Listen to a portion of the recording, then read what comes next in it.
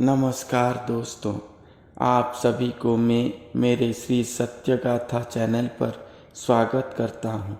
मैं मेरे चैनल के माध्यम से आप सभी को कल्कि अवतार के बारे में सुना रहा हूं, जो कि हमारे उड़ीसा के भविष्यवाणी ग्रंथों पर लिखा गया है। तो मैं पूरे पुस्तक प्रमाण सहित आप सभी को कल्कि भगवान के बारे में सुनाते आया हूँ। मैं मेरे वीडियो पर श्री कल्कि भगवान को पहचानने के लिए 30 से 40 लक्षण आप सभी को बता चुका हूँ।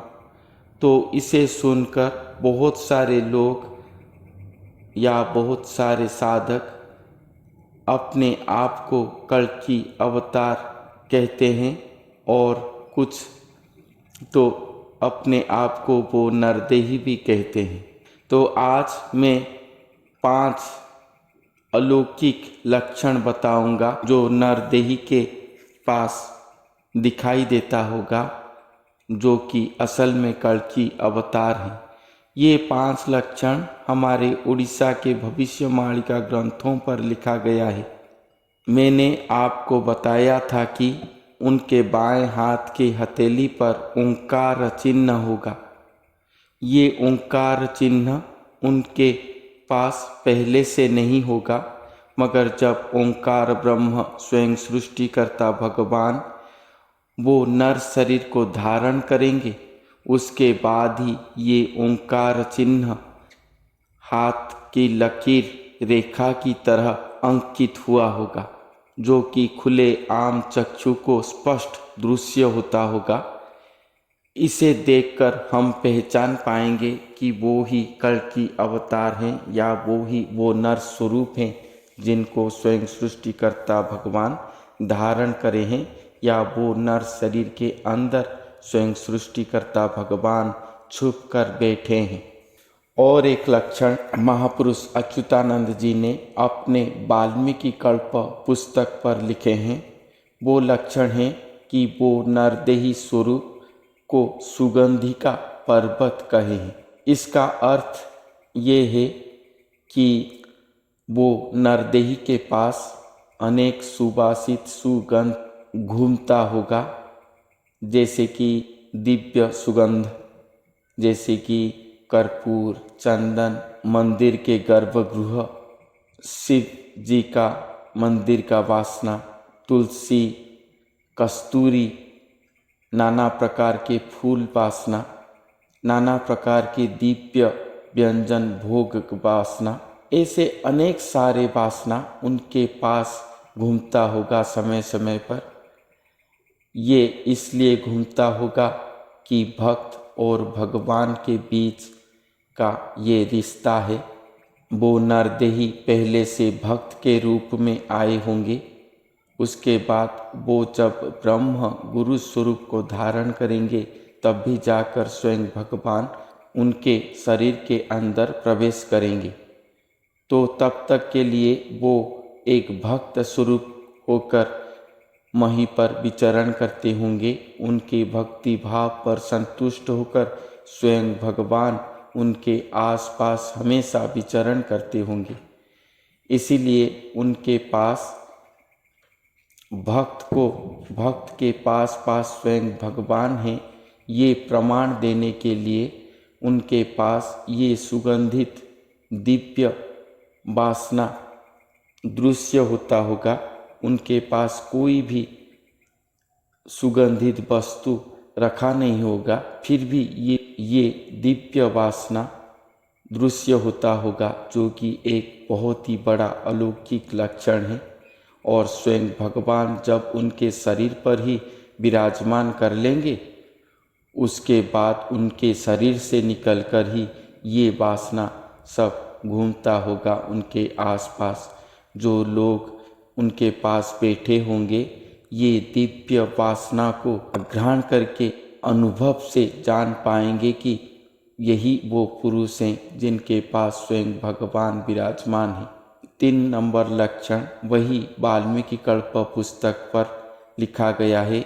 ये लक्षण महापुरुष अच्युतानंद जी के अमर जुमर संहिता और भविष्य मालिका पुस्तक पर भी लिखा गया है। तो ये लक्षण है कि वो नरदेही के शरीर में 12 प्रकार के वाद्य यंत्र बजता होगा। ये महापुरुष अच्युतानंद जी ने लिखे हैं कि जब स्वयं भगवान वो नरदेही को धारण करेंगे तब उनके शरीर में 12 प्रकार के वाद्य यंत्र बाजता होगा। तो ये क्या है? स्वयं सृष्टिकर्ता भगवान को अपने शरीर पर धारण करने के लिए वो नरदेही के हर रोम रोम भगवान को पुकारते होंगे। उनके हर रोम रोम, उनके अंतनाड़ी सभी पर श्री भगवान का नाम संकीर्तन मंत्र आदि जप होता होगा। ये भक्त की महिमा है। इसीलिए अहरह अहरनिशि उनके शरीर के अंदर नाम संकीर्तन, नाना मंत्र जप आदि चलता होगा। नाना प्रकार के वाद्य यथा शंख, तुरी, वीणा, मुरली, सिंगा, घंटा आदि अनेक प्रकार के वाद्य यंत्र बजता होगा। अगर आप निस्तब्ध समय पर उनके पास बैठेंगे और वही भक्त मानसिक को लेकर तब उनके शरीर पर अगर ये वाद्य यंत्र बजेगा तो आप जरूर ही उसे सुन पाएंगे। ये बहुत ही बड़ा लक्षण है। चौथा लक्षण, वो विद्युत शरीरधारी है, अर्थात वो नर शरीर विद्युत छाया युक्त है। अर्थात जैसे हम एक इलेक्ट्रिक वायर को पकड़ेंगे और उस पर इलेक्ट्रिक पास करेंगे, तब जो अनुभव हम पाएंगे वो तार को लेकर, तार को पकड़ने से, वही अगर हम उन्हें स्पर्श करेंगे या वो अपना स्पर्श हमें देंगे, तब उनके शरीर को स्पर्श करने से जैसे कि विद्युत तार को स्पर्श करने की तरह लगेगा। महापुरुष अच्युतानंद जी ने ये बात को लेकर 13 जन्म शरण पुस्तक पर लिखे हैं कि वो जिसके सर पर अपना हस्त रख लेंगे वो व्यक्ति के हर रोग को दूर कर सकते हैं। ऐसा कि बांझ स्त्री को भी प्रसव कर सकते हैं और संतान जन्म करने वाले गाय या माँ के पास अगर दूध संचार नहीं होता हो, तब भी अगर वो उनके सर पर हाथ रखेंगे तो वो गाय या माँ के पास दूध अपने आप ही संचरित होगा। उनके पास अनेक अलौकिक विभूति दृश्य होता होगा, मगर वो शक्ति संचार होने के बाद वो अपने शक्ति को गुप्त में रखे होंगे। कुछ ही जन के पास वो अप्लाई करे होंगे और वो कुछ ही जन इसके प्रमाण होकर रहे होंगे। अर्थात कुछ ही जन उनके अलौकिक शक्ति को पहचानते होंगे, देखे होंगे अपने चक्षु पर, मगर ये बातें प्रकाशित नहीं होगा, गुप्त में रहा होगा। इसलिए कहा गया है कि उनका विभूति अल्प जन के पास रहा होगा।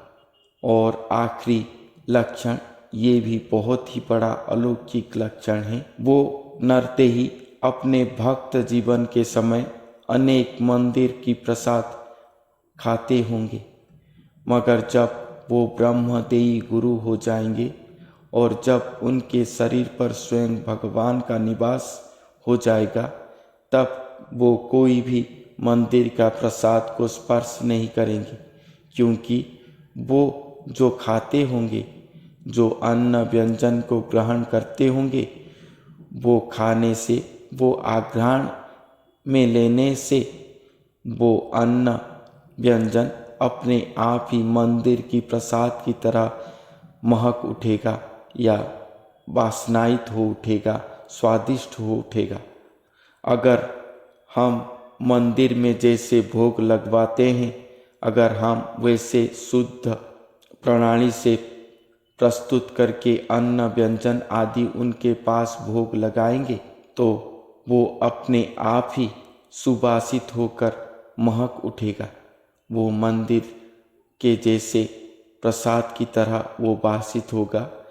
महापुरुष अच्युतानंद जी ने अपने 13 जन्म शरण पुस्तक और गुरु भक्ति गीता जैसे बड़े पुस्तक पर लिखे हैं कि वो गुरु हमेशा अनेक अनेक प्रकार के विष्णु प्रसाद प्रस्तुत करते होंगे, अर्थात हर मंदिर में अन्न व्यंजन अन्न प्रसाद का वासना जैसे एक ही प्रकार का है वैसे उनके पास नहीं होगा, अर्थात हर दिन वहाँ पर अलग अलग वासना प्रकाशित होता होगा। हमारे पुरी जगन्नाथ मंदिर में श्री जगन्नाथ महाप्रभु का श्री महाप्रसाद एक स्वतंत्र है। उसका खुशबू उसका स्वाद और कोई भी जगन्नाथ मंदिर पर नहीं आता है। अगर हमारे उड़ीसा में हो, भारत में या देश विदेश जहाँ पर भी श्री जगन्नाथ जी का मंदिर है, वो सभी मंदिर में पूरी जगन्नाथ धाम के श्री जगन्नाथ मंदिर का वो महाप्रसाद का खुशबू या स्वाद नहीं आता है। यही प्रमाण देता है कि श्री जगन्नाथ मंदिर में श्री जगन्नाथ महाप्रभु स्वयं भोजन करते हैं। तो भविष्य मालिका के अनुसार वो नरदेही के पास स्वयं जगन्नाथ महाप्रभु हैं। महापुरुष अच्युतानंद जी ने अपने कलियुग कली कहानी पुस्तक पर ये लिखे हैं कि वो नरदेही के पास अगर हम श्री महाप्रसाद को प्रस्तुत करें और उनके पास भोग लगाएं तो उनके आघ्राण में ही अर्ध भोजन होगा और उसके बाद स्वहस्त पर वो खाएंगे और वो जब खाएंगे तब वो अन्न व्यंजन पूरी जगन्नाथ मंदिर की महाप्रसाद की तरह सुवासित होगा, स्वादिष्ट होगा। ये सबसे बड़ा अलौकिक लक्षण है जो हम उनके पास पाएंगे। अगर आप बहुत सारे लोग अपने आप को कल्कि अवतार कहते हैं तो मेरे उनके भक्तों से गुजारिश है कि आप सब अपने गुरु जी के पास अपने प्रभु जी के पास ये भोग लगाएं और नीलाद्रि भोजन की प्रसाद नीलाद्रि प्रसाद की तरह ये वासना आता है कि नहीं आप खुद ही देख लें तो जरूर ही जान पाएंगे कि वो कल्कि अवतार हैं या नहीं। ये 5 महाअलौकिक लक्षण है जो उनके पास दृश्य होता होगा और ये 5 लक्षण से हम पहचान पाएंगे कि वो ही कल्कि अवतार हैं।